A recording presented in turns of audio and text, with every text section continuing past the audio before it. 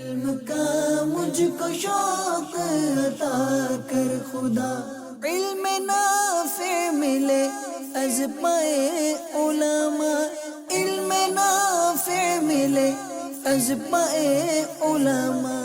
الحمد للہ رب العالمین والصلاة والسلام علی سید الانبیاء والمرسلین، اما بعد فاعوذ باللہ من الشیطان الرجیم، بسم اللہ الرحمن الرحیم۔ الصلاة والسلام علیک یا رسول اللہ وعلی آلک واصحابک یا حبیب اللہ، الصلاة والسلام علیک یا نبی اللہ وعلی آلک واصحابک یا نور اللہ۔ ناظرین کو ایک مرتبہ پھر پروگرام لائبریری میں ویلکم کرتا ہوں، مرحبا کہتا ہوں۔ الحمدللہ مدنی چینل دینی مطالعہ بڑھانے کا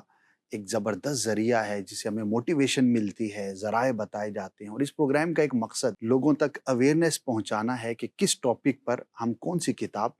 پڑھ سکتے ہیں۔ اولاً تو لوگوں کا جذبہ نہیں ہوتا، اگر ہوتا ہے تو بعض اوقات کنفیوز ہوتے ہیں کہ کیا پڑھیں، کس موضوع پر پڑھیں اور کون سی کتاب پڑھیں۔ آج بھی انشاءاللہ ایک بڑی ہی زبردست کتاب کا تعارف آپ سے شیئر کرنا ہے، لیکن پہلے درود پاک کی ایک فضیلت سنتے ہیں۔ ہمارے پیارے آقا مکی مدنی مصطفیٰ صلی اللہ تعالی علیہ وآلہ وسلم کا فرمان رحمت نشان ہے کہ جو روزانہ مجھ پر 1000 بار درود پڑھے گا مرے گا نہیں جب تک کہ جنت میں اپنا مقام نہ دیکھ لے۔ سبحان اللہ، اللہ پاک کی کیسی شان ہے کہ مرنے سے پہلے پہلے جس شخص کو جنت میں اس کی جگہ دکھا دی جائے وہ کتنا خوش قسمت ہوگا۔ اللہ پاک مجھے بھی اور آپ کو، ہم سب کو درود پاک کی کثرت کرنے کی توفیق عطا فرمائے۔ آج جس کتاب کا آپ کے سامنے تعارف پیش کرنا ہے، اس کتاب کا نام ہے سیرت الانبیاء۔ مصنف اور کوئی نہیں، ہمارے اور آپ کے بڑے ہی پیارے شیخ الحدیث مفتی محمد قاسم عطاری دامت برکاتہم العالیہ ہیں، جنہیں آپ مدنی چینل پر دیکھتے ہیں۔ مفسر بھی ہیں، تفسیر کی کتاب بھی آپ نے تحریر فرمائی ہے، اور سیرت الانبیاء کے نام سے انبیاء کرام کی سیرت پر ایک بڑی ہی شاندار تصنیف آپ کی چھپ چکی ہے۔ 2020 کے نومبر کے اندر اس کا فرسٹ ایڈیشن، جو کہ 5000 کتابوں پر مشتمل تھا، وہ مکتبۃ المدینہ نے شائع کیا تھا۔ پیجز ہیں اس کے 869، 869، اور ہدیہ ہے 960 روپے۔ اللہ اکبر، اتنی ضخیم اور اتنی زبردست کتاب صرف 960 روپے میں آپ حاصل کر سکتے ہیں۔ اس کتاب کو جو تحریر کیا گیا ہے، اس کی چند نمایاں خصوصیات میں آپ کو عرض کرتا ہوں۔ سب سے پہلی تو موضوع کی بات کر لیتے ہیں۔ اللہ پاک نے جب مخلوقات کو پیدا فرمایا تو اس میں سب سے افضل جو مخلوق ہے وہ انسان ہے، اشرف المخلوقات ہے، انہیں پیدا کیا، اور ان میں بھی جو سب سے پہلے پیدائش ہوئی وہ حضرت آدم علی نبی جنا وعلیہ الصلاۃ والسلام کی ہوئی، اور اس کے بعد اما حوا رضی اللہ تعالی عنہا کی پیدائش ہوئی۔ آپ دونوں جنت میں رہے جب تک اللہ پاک نے چاہا، اور پھر ایک گندم کے دانے کا واقعہ آپ نے سنا ہوگا، اس کے بعد آپ دونوں زمین پر تشریف لائے، اور یہاں پر آپ نے ایک طویل وقت اور عمر کا حصہ گزارا۔ اللہ پاک نے آپ کی اولاد میں بڑی کثرت عطا فرمائی۔ پوری جو انسانیت ہے وہ آدم علیہ الصلاۃ والسلام کی اولاد سے ہے۔ حضرت حوا رضی اللہ تعالی عنہا ان تمام کی گویا کہ ماں ہیں۔ یہ سلسلہ چلتا رہا، پھر اس کے بعد جب طوفان نوح آیا تو سوائے کچھ لوگوں کے جو سیدنا نوح علیہ الصلاۃ والسلام کے ہمراہ تھے، کشتی میں تھے، بقیہ ساری دنیا کے لوگ جو ہے وہ فنا ہو گئے تھے۔ طوفان کے بعد اللہ کے حکم سے آپ جب تشریف لائے اور آپ نے زمین پر دوبارہ آباد کاری کا سلسلہ کیا، تو اب اس وقت جو دنیا میں قیامت تک کے لیے نسل ہے وہ نوح علیہ الصلاۃ والسلام کے 3 بیٹوں حام، سام اور یافس، ان کی اولاد سے، اسی نسبت سے ان کو آدم ثانی بھی کہا جاتا ہے۔ اللہ پاک نے جو سب سے پہلے بشر بنائے گئے، تخلیق کیے گئے، آدم علیہ الصلاۃ والسلام وہ ابو البشر بھی ہیں اور سب سے پہلے انسان اور اللہ کے پہلے نبی بھی ہیں، ترتیب کے اعتبار سے، تشریف آوری کے اعتبار سے۔ پھر اس کے بعد انبیاء کرام کا ایک طویل سلسلہ ہے۔ جب دنیا میں آبادی بڑھی تو ابتدا میں تو فقط توحید ہی تھی، لیکن پھر آہستہ آہستہ شیطان کے مکر و فریب سے انسانوں نے شرک کا ارتکاب کرنا شروع کیا، اپنے ہاتھوں سے بنائی گئی چیزوں کا عبادت کرنا شروع کر دی۔ کسی نے سورج کو پوجنا، کسی نے چاند کو، کسی نے ستاروں کو، تو کسی نے مختلف خدا اپنے جھوٹے بنا لیے۔ انسانیت کی ہدایت کا سلسلہ بھی ساتھ ساتھ چلتا رہا، اور اللہ پاک نے جو اس کا اہتمام فرمایا وہ ہر زمانے میں انبیاء کرام کو مبعوث فرمایا، اور ان سب کا جو ایک مشترک دعوت کا ایک پہلو تھا وہ یہ تھا کہ یہ سب کے سب انسانیت کو، لوگوں کو اللہ پاک کی توحید کی طرف بلاتے تھے، اور ہر نبی اپنی نبوت کا بھی اعلان فرماتے تھے، کیونکہ توحید اور رسالت اور نبوت پر ایمان لانا یہ سب کے لیے ضروری ہے۔ ناظرین، کبھی تو ایسا ہوا کہ ایک وقت میں ایک نبی ہوئے، کبھی ایسا ہوا کہ ایک وقت میں زیادہ نبی ہوئے، بعض انبیاء کسی خاص قوم کی طرف بھیجے گئے، اور بعض اوقات ایک قوم کی طرف زیادہ انبیاء کرام بھی تشریف لائے۔ آدم علیہ السلام کی سلسلہ آ کر ہمارے پیارے نبی، ہمارے آخری نبی مکی مدنی صلی اللہ تعالی علیہ وآلہ وسلم پر ختم ہوتا ہے۔ آپ خاتم النبیین ہیں، اب قیامت تک کے لیے کسی نئے نبی نے نہیں آنا۔ انبیاء کرام کی جو تعداد ہوئی اس کے بارے میں علماء فرماتے ہیں کہ کم و بیش 1.25 لاکھ کی یہ تعداد ہے، لیکن سب کی سیرت کو جمع نہ کیا جا سکا، نہ ہی سب کو کتابیں ملی اور نہ ہی سب کی سیرت محفوظ رکھی جا سکی۔ یہ اللہ کا ایک نظام ہے۔ البتہ بعض انبیاء کرام کی سیرت کو محفوظ کیا گیا۔ ہم یہ دعویٰ نہیں کر سکتے کہ ہم جن کا بیان کرتے ہیں یا جو ہماری کتابوں میں لکھے ہیں فقط انہی کی تاریخ محفوظ کی گئی، ہو سکتا ہے کہیں اور کچھ اور بھی محفوظ رہا ہو، لیکن جو ایک غالب ہم سیرت کا پہلو دیکھتے ہیں اس کے اندر جو مشہور انبیاء کرام ہیں جو ہم تک جن کا تذکرہ پہنچا ان کی تعداد کوئی بہت زیادہ نہیں ہے۔ قرآن مجید فرقان حمید میں جن انبیاء کا ذکر ملتا ہے ان کی تعداد 26 بیان کی جاتی ہے، اور یہ جو کتاب ہے سیرت الانبیاء اس میں 33 انبیاء کرام کا ذکر خیر کیا گیا ہے۔ اس کا مطلب یہ ہوا کہ جن کا تذکرہ قرآن میں ہے ان کے علاوہ بھی چند ایسے نام ہیں کہ جو احادیث کے اندر جن کا ذکر کیا گیا یا تفاسیر کے اندر، یعنی کہ قرآن سے الگ جو ہے وہ ان کا تذکرہ بھی ملتا ہے اور ان کی سیرت ملتی ہے۔ اس کتاب میں آدم علیہ السلام سے لے کر آخر تک جو ہے یہ بیان کیا گیا ہے، ترتیب کے ساتھ جو ہے وہ ذکر کیا گیا ہے۔ اس کتاب کی جو ایک خصوصیت ہے وہ یہ ہے کہ انبیاء کرام کی سیرت کو مختلف ابواب پر تقسیم کیا گیا، اور باقاعدہ سیرت کے بیان سے پہلے مقدمے کے بعد جو 3 ابواب ہیں وہ انبیاء اور رسول سے متعلق بنیادی باتوں پر مشتمل ہیں اور بڑے اہم ہیں۔ مثال ہے نبوت کیا ہے، انبیاء کرام کی خصوصیات کیا ہیں،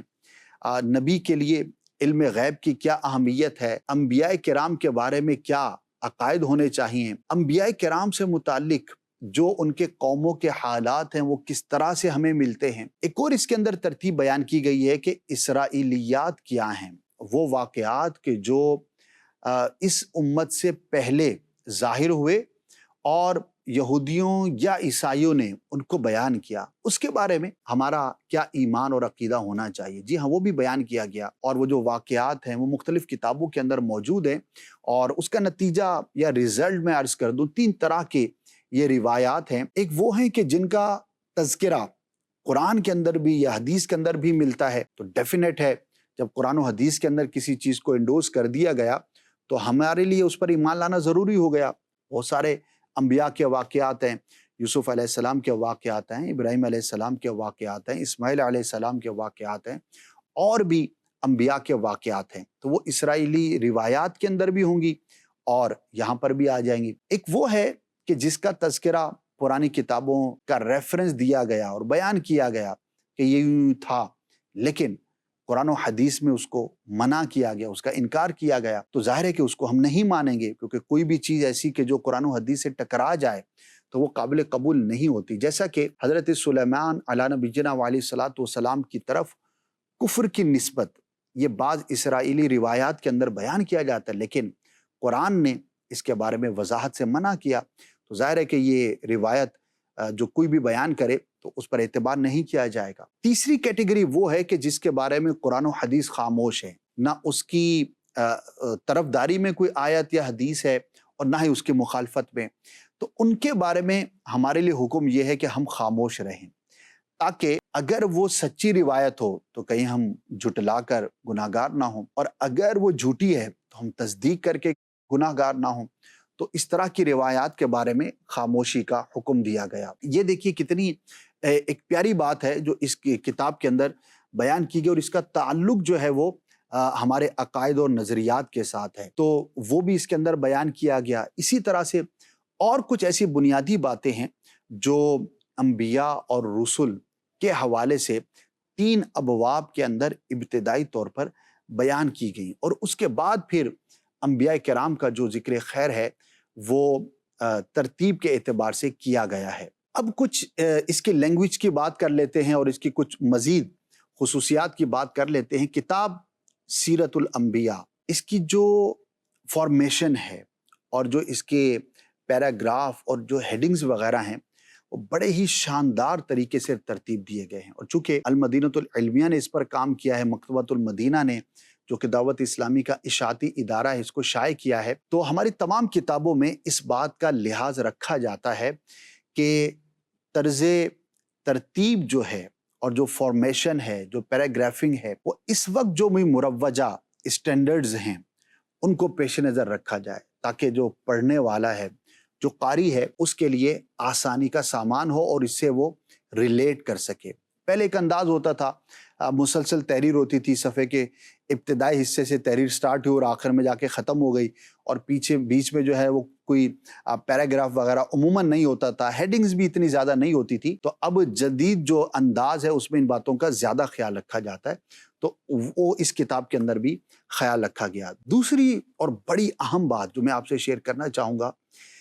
انبیاء کرام کے واقعات ہوں یا کوئی بھی کتاب ہو،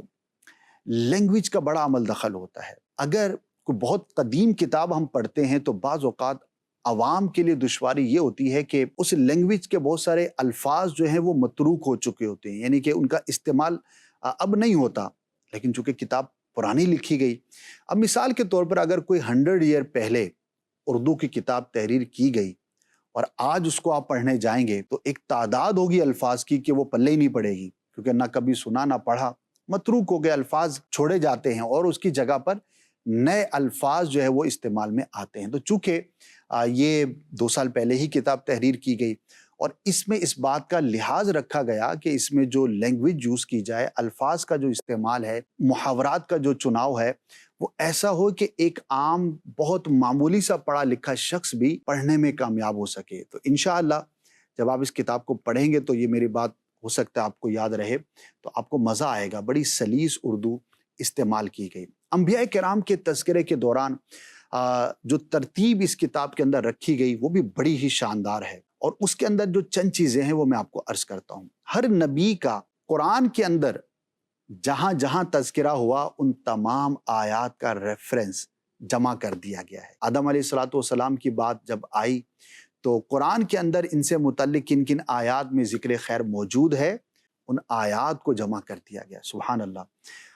احادیث کے اندر جہاں جہاں آپ کا ذکر ہوا تو ان احادیث کو بھی جمع کیا گیا۔ ہم یہ دعویٰ تو نہیں کریں گے کہ ان تمام حدیثوں کو کیا گیا، لیکن جو ریلیونٹ ہیں اور جو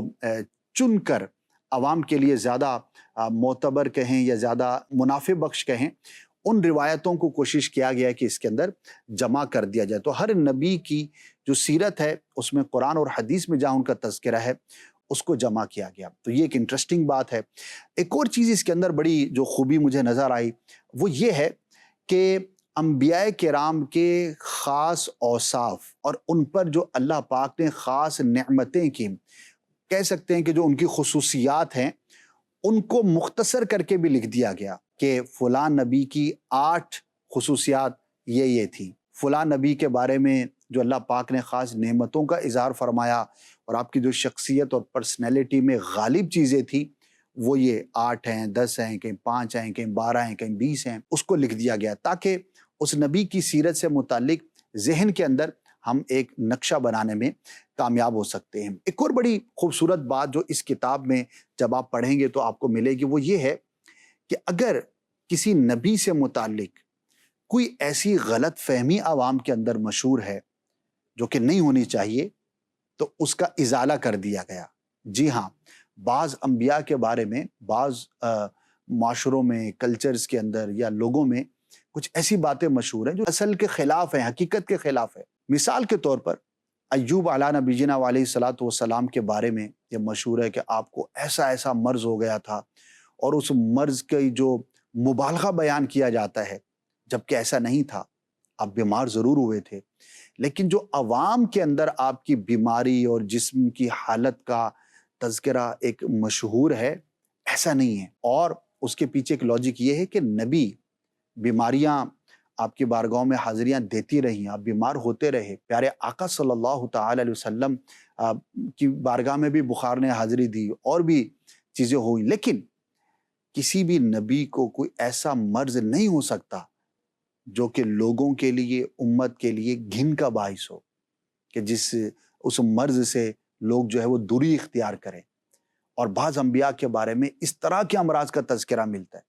تو اگر کوئی ایسی بات تھی تو اس کی نشاندہی کر کے اس غلط فہمی کو دور کر دیا گیا، اور یہ ایک بہت بڑی بات ہے۔ اب نسل در نسل کہانیاں مشہور ہیں انبیاء کرام کے بارے میں، اور جو کہ غلط ہے۔ ایک اور بات بڑی امپورٹنٹ ہے کہ اس میں کوشش کی گئی کہ ان روایات کو جمع کیا جائے اور سیرت کے ان پہلوؤں کو بیان کیا جائے جو کہ لوگوں کے ذہن اور عقلوں کے قریب ہوں۔ کوئی ایسی بات نہ بیان کی جائے کہ عام آدمی جس کو نہ سمجھ سکتا ہو، تو اس بات کا تحریر کے دوران بڑا ہی لحاظ رکھا گیا ہے۔ پھر اس کتاب میں جو تخریج کا اہتمام کیا گیا کہ کون سی بات اور کون سی چیز کس کتاب میں ہے جو کہ ریفرنس کے طور پر بیان کی جاتی ہے، وہ بھی الحمدللہ اس کے اندر بیان کیا گیا۔ آخر کے اندر ماخذ اور مراجع بھی بیان کیے گئے کہ اس پوری کتاب کو لکھنے میں کن کن کتابوں سے، تفاسیر سے، احادیث کی کتابوں سے مدد لی گئی۔ تو اتنا شاندار سیرت انبیاء کا یہ مجموعہ کو ضرور پڑھیے گا، اور میں یہ چاہوں گا کہ ہمارے ناظرین یہ نیت کریں کہ کم از کم زندگی میں کوئی ایک مکمل کتاب انبیاء کی سیرت پر ہمیں ضرور پڑھ لینی چاہیے۔ اور یہ جو کتاب ہے سیرت الانبیاء، اردو زبان کے اندر کہہ سکتے ہیں one of the best book ever written about the biographies of انبیاء کرام۔ یہ حاصل کیجئے۔ دعوت اسلامی کے مکتبۃ المدینہ کی مختلف برانچیز ہیں، آپ کہیں سے بھی حاصل کر سکتے ہیں، چاہیں تو انٹرنیٹ کی فراوانی آج کل تو ہر دوسرے شخص کے ہاتھ میں ہے۔ دعوت اسلامی .net پر جائیے، مکتبۃ المدینہ کی ویب سائٹ پر جائیے، فری ڈاؤن لوڈ کیجیے۔ اگر آپ کسی ٹیبلٹ وغیرہ میں پڑھنا چاہتے ہیں، موبائل میں پڑھنا چاہتے ہیں، تو آپ کو کوئی قیمت ادا نہیں کرنی، فوراً جو اس کو آپ ڈاؤن لوڈ کر سکتے ہیں۔ لیکن ہارڈ بک جو ہے اس کا ایک اپنا بینیفٹ ہوتا ہے، وہ ضرور لینی چاہیے، اس کی برکتیں ہوتی ہیں، کسی کو آپ تحفہ دے سکتے ہیں۔ تو نیت کیجئے کہ یہ کتاب آپ ضرور پڑھیں گے۔ تو انبیاء کی سیرت پر ایک کمپلیٹ کتاب، اور کم از کم ایک مکمل کتاب سیرت النبی صلی اللہ تعالی علیہ وآلہ وسلم پر ہمیں ضرور پڑھ لینی چاہیے۔ تو آج تو چونکہ سیرت الانبیاء کا تذکرہ ہے، آج جب سیرت النبی پر بات کریں گے تو ایک الگ کتاب کا انشاءاللہ آپ کو تعارف پیش کیا جائے گا۔ میرا وقت جو ہے اختتام کو پہنچا، میں چاہوں گا کہ تمام ناظرین آج کی بیان کردہ کتاب کو بھی حاصل کریں، اس کی برکتیں لوٹیں، اپنے گھر میں رکھیں، اور کاش ایسا ہو کہ اس میں سے پڑھ پڑھ کے ہم اپنے بچوں کو بھی انبیاء کرام کے اوتھینٹک واقعات سنانے والے بنے۔ آپ یقین کریں جب آپ اس کو پڑھیں گے تو مزے کو بھی مزہ آ جائے گا۔ ایسے شاندار واقعات، اور کیوں نہ ہو کہ مخلوق میں جو سب سے بہترین گروہ ہے، the best group among the all human beings، وہ انبیاء کرام کا ہے۔ ان سے بہتر لوگ نہ ہوئے نہ ہو سکتے ہیں۔ تو ہم نے سب کچھ پڑھا، بڑی بڑی بایوگرافیز پڑھی، دنیاوی لوگوں کو یہاں وہاں لوگ پڑھتے رہتے ہیں، لیکن نہیں پڑھا تو انبیاء کو نہیں پڑھا رہے۔ انبیاء کو نہیں پڑھا تو پھر پڑھا کیا ہے؟ ان سے بہتر اگزامپل تو مخلوق میں ہو نہیں سکتی۔ تو ضرور پڑھیے گا، انشاءاللہ عز و جل اس کی بے شمار برکتیں ہمیں حاصل ہوں گی۔ اللہ پاک ہمیں دینی مطالعہ کرنے کی توفیق عطا فرمائے، اور مدنی چینل دیکھتے رہیں گے تو اس طرح کی انفارمیشن آپ کو مزید سے مزید ملتی رہے گی۔ اللہ پاک ہم سب کو توفیق خیر عطا فرمائے، آمین بجاہ النبی الامین صلی اللہ تعالی علیہ وسلم۔ علم کا مجھ کو شوق عطا کر خدا، علم نافع ملے از پائے علماء، علم نافع ملے از پائے علماء۔